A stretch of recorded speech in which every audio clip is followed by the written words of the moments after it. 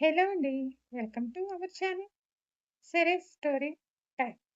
ఈరోజు చెప్పుకోబోయే కథ ప్రాణ సఖి. కథలోకి వెళ్ళే ముందు తప్పకుండా లైక్ చేసి కామెంట్స్ ఇచ్చి సబ్స్క్రైబ్ చేసుకోండి ఫ్రెండ్స్. ఇక ఆలస్యమెందుకు కథ చూద్దాం. ప్రాణ సఖి 68 ఎపిసోడ్. మీరు కోపంతో తాళి కట్టినా నేను ఇష్టంగానే మలుచుకొని నా ప్రాణం ఉన్నంత వరకు మీతోనే ఉండాలని నిర్ణయించుకొని ఇక్కడికి వచ్చాను.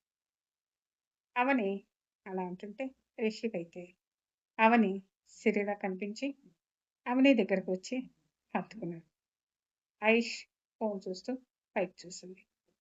రిషి అవనిని హత్తుకోవడం ఐష్ చూసి ఎవరామె రిషిని అలా హత్తుకుంది, రాత్రి అవని వచ్చిందా అని అనుకొని పైకి లేచింది. మొగుడిని వదిలి ఉండలేక వచ్చిందా, లేక ఇలా బాల్కన్లోకి వచ్చి కబురించుకున్నాడేంటి, రూమ్లో రెండున్నాడనే కళ్ళద్దాలు పెట్టుకొని పిచ్చిదానిలా ఉండే అది ఈ రిషికి ఎలా నచ్చిందో. మమ్మీ అవని రాదని చెప్పింది, మరి ఎలా వచ్చింది, వెళ్ళి మమ్మీని అడుగుతాను అని కోపంగా వెళ్ళింది. రిషి హత్తుకునేసరికి అవని అయితే షాక్ అయింది. రిషి అవనిని వదిలి రూమ్లోకి తీసుకువెళ్ళాడు. మమ్మీ మమ్మీ అంటూ రూమ్ డోర్ కొట్టింది గట్టిగా ఐష్. నిద్రలో ఉన్న కార్తయ్యని తడుచుకొని పైకి లేచి కార్తయ్యని వచ్చేలోపు మమ్మీ మమ్మీ అంటూ ఎన్నోసార్లు కొట్టింది. కార్తయ్యని వచ్చి డోర్ తీసి ఏమైంది బేబీ, ఎందుకు అలా అరుస్తున్నావు, నువ్వేమన్నావు, అవని రాదు అన్నావు కదా. అవును అన్నాను, రాలేదు కదా. ఏంటి రాలేదు, వచ్చింది. ఇద్దరు బాల్కన్లో ఎవరైనా చూస్తారు అని లేకుండా హత్తుకొని ఉన్నారు. బేబీ నువ్వు ఎవరిని చూసి ఎవరనుకున్నావు, అవని రాదని సౌదామిని చెప్పింది కదా. నువ్వు నన్ను ఇక్కడికి అనవసరంగా తీసుకొచ్చావు మమ్మీ. ఇప్పుడు ఏమైంది బేబీ, నువ్వు ఎవరిని చూసి ఎవరనుకున్నావు. రిషి కౌగిలించుకుంది అవనీని కాక రూమ్లో ఉన్న రెండునా అని అడిగింది ఐష్. అది కూడా అయ్యి ఉండొచ్చు కదా బేబీ అని అన్నది కార్తయ్యని. రిషి ఫ్రెండ్ని చూస్తే అమ్మాయి అయితే బాగుండు అని చూసిన ప్రతి మగాడు అనుకుంటాడు. మమ్మీ ఏంటి నువ్వనేది, రిషి అలాంటివాడు కాదు అని గట్టిగా అన్నది ఐష్. మరి కౌగిలించుకున్నాడంటే ఫ్రెండ్నే అయి ఉంటుంది కదా బేబీ.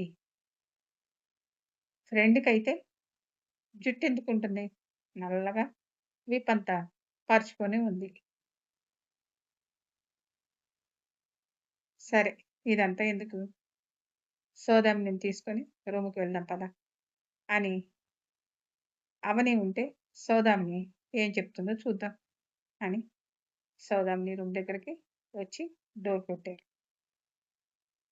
తల దూకుంటూ ఉన్న సౌదామిని డోర్ సౌండ్ అయ్యి డోర్ తీయటానికి డోర్ తీసి బయట ఉన్న కార్తయ్యని ఐష్ని చూసి ఏమైంది, మార్నింగే లేచారు అని అడిగింది. రాత్రి అవని వచ్చిందా సౌదామిని అని అడిగింది కార్తయ్యని. అవని రావటం ఏంటి, కార్తయ్యని మీరేమైనా కల కన్నారా అని అన్నది. ఆంటీ బాల్కనీలో ఇద్దరు కౌగిలించుకొని ఉండటం నేను చూశాను. రిషి మాట ఇచ్చాడు అంటే తప్పడు ఐష్. పెళ్ళైన తర్వాత కొడుకు తల్లి మాట వింటాడా ఆంటీ అని అన్నది ఐష్. అందరి విషయం నాకు తెలియదు కానీ మా రిషి అలాంటి వాడు కాదు ఐష్. ఒకసారి రూమ్ దగ్గరికి వెళ్ళి చూస్తే తెలుస్తుంది కదా సౌదామిని అని అన్నది కార్తయ్యని. రూమ్ దగ్గరికి వెళ్ళి అవని వచ్చిందా అని అడగాల, అలా అడిగితే రిషి బాధపడడా అంత లేదులే ఆంటీ.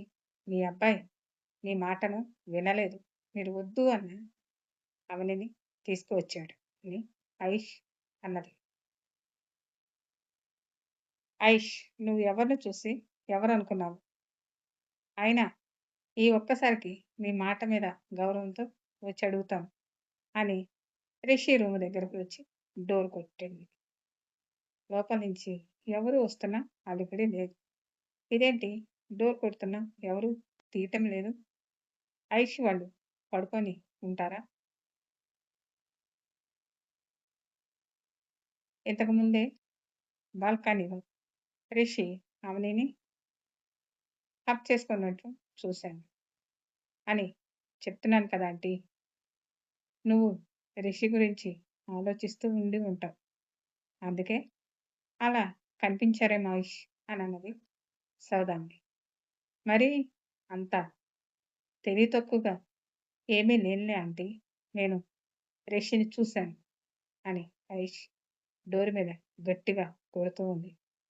రిషి వచ్చి డోర్ తీసి మమ్మీ ఏమైంది అలా కొడుతున్నారు అని అప్పుడే నిద్ర నుంచి లేచినట్లు అడిగాడు రిషి. సౌదామిని రిషి మొహం చూసి వీడు నిద్రపోతుంటే బాల్కనీలో అవనిని కౌగిలించుకున్నాడంటుంది. ఏంటి ఈ రిషి ఐష్‌కి రిషి మీద అంత అనుమానం ఎందుకు? మీరు ఇప్పుడే నిద్ర లేచారా? అని అడిగింది ఐష్. అవును. ఏమి? అని అన్నాడు రిషి. ఇందాక మీ బాల్కనీలో ఎవరో అమ్మాయి, మీరు ఉన్నట్లు నాకు కనిపించారు అని అన్నది ఐష్. రాత్రి వచ్చిన నా ఫ్రెండు అయ్యుంటాడు. నా రూమ్‌లో అమ్మాయిలు ఎందుకుంటారు? అని కొంచెం కోపంగా అన్నాడు రిషి. అమ్మాయిలు కాదు. అమ్మాయి కనిపించింది. అంటే ఏంటి? మేము ఎవరినైనా అమ్మాయిని తెచ్చుకున్నామని అంటున్నావా? అని ఐష్ వైపు సీరియస్‌గా చూశాడు రిషి. ఛ! అవేం మాటలు రిషి. ఐష్ ఏదో చూసి అమ్మాయి అని అనుకోని ఉంటుందిలే. లేదంటే లేదాంటీ. నేను చూశాను. రిషి గారు హగ్ చేసుకొనే ఉన్నారు. నేనిప్పుడు లేచి వస్తుంటే అలా అంటారేంటి ఐశ్వర్య అని రిషి అన్నాడు. రిషి మీరు అబద్ధం చెప్తున్నారు.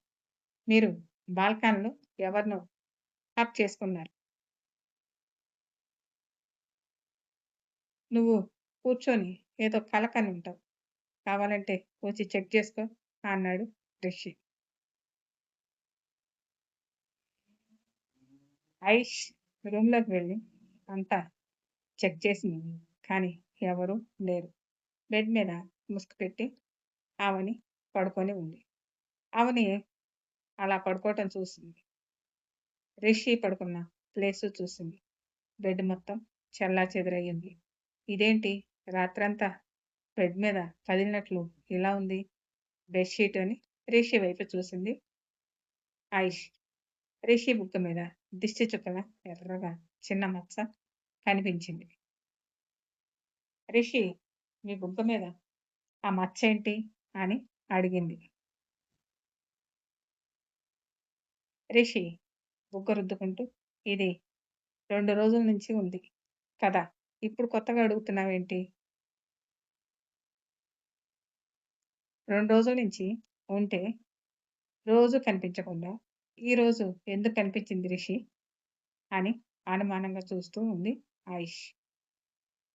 అది నా తప్పు కాదు అని అన్నాడు రిషి. మీ ఫ్రెండ్ ఏంటి నిండుగా ముసుగు పెట్టి పడుకుంది అని అడిగింది ఆయిష్. అలా పడుకోవటంలో కూడా తప్పేమైనా ఉందా? అని ఆయిష్ వైపు చూశాడు రిషి. Story continue. మళ్ళీ నెక్స్ట్ ఎపిసోడ్‌లో కలుసుకుందాం. Thank you.